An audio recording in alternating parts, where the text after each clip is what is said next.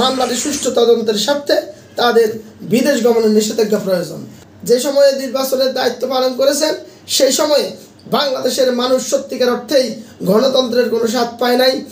গত 22 June BNP Sher-e-Bangla Nagar থানায় সাবেক নির্বাচন কমিশনার সহ পুলিশ প্রধান আরও সহ সাবেক নির্বাচন কমিশন সচিব ওনাদের বিরুদ্ধে শেরেবাংলানগর থানায় একটা মামলা করেন। সেই মামলাটায় রাষ্ট্রদ্রোহ, প্রতারণা, অর্থ আত্মসাতের অভিযোগ আনয়ন করা হয়েছে।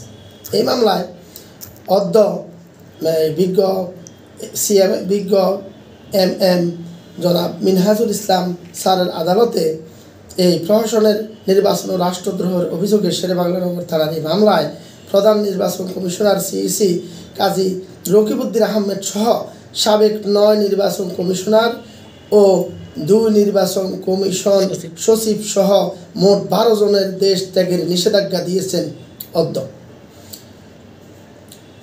দেশ ত্যাগে নিষেধাজ্ঞা দেওয়া বাকিরা হলেন নির্বাচন commissioner Mohammad Abu Hafiz, brigadier general অবসরপ্রাপ্ত মোহাম্মদ জাবেদ আলী, মোহাম্মদ শাহনেওয়াজ, মোহাম্মদ রফিকুল ইসলাম, কবিতা খানম, ব্রিগেডিয়ার জেনারেল অবসরপ্রাপ্ত শাহাদাত হোসেন চৌধুরী, ব্রিগেডিয়ার জেনারেল অবসরপ্রাপ্ত হাসান হাবিব খান, মোহাম্মদ আলমগীর, মোহাম্মদ আনিসুর রহমান, সাবেক নির্বাচন কমিশন সচিব হেলাল উদ্দিন আহমেদ ও সাবেক নির্বাচন কমিশন সচিব মোহাম্মদ সাদিক।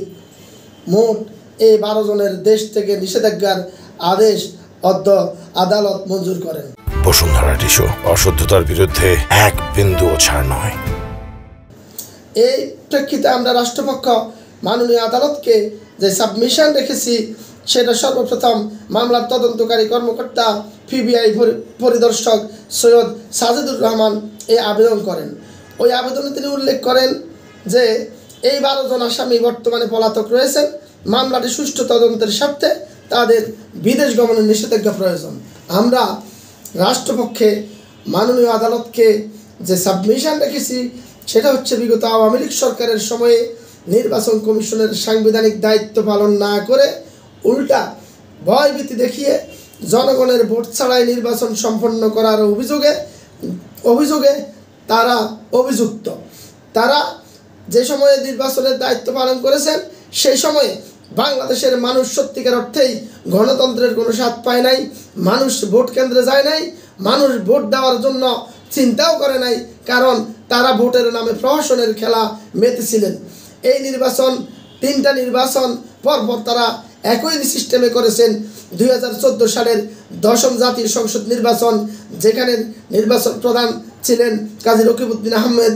2018 সালের 11তম জাতীয় সংসদ নির্বাচন, তখন সিইসি ছিলেন AKM নুরুল হুদা, এবং সর্বশেষ 2024 সালের 12তম জাতীয় সংসদ নির্বাচনের সিইসি কাজী হাবিবুল আউয়ালকে এই মামলায় আসামি করা হয়েছে। আপনারা অবগত আছেন যে ইতিপূর্বেই হাবিবুল আউয়াল এবং AKM নুরুল হুদাকে আদালতে অ্যারেস্ট করে আদালতে সোপর্দ করা হয়েছে। বর্তমানে যাদেরকে দেশ থেকে নিষেধাজ্ঞা দেওয়া হয়েছে এরা যেন কোনোভাবে দেশ থেকে পালিয়ে যেতে না পারে, তারা পলাতক অবস্থায় আছে, দেশ থেকে পালাতে না পারে, সেজন্য আজকে আদালত এই আদেশ দেন।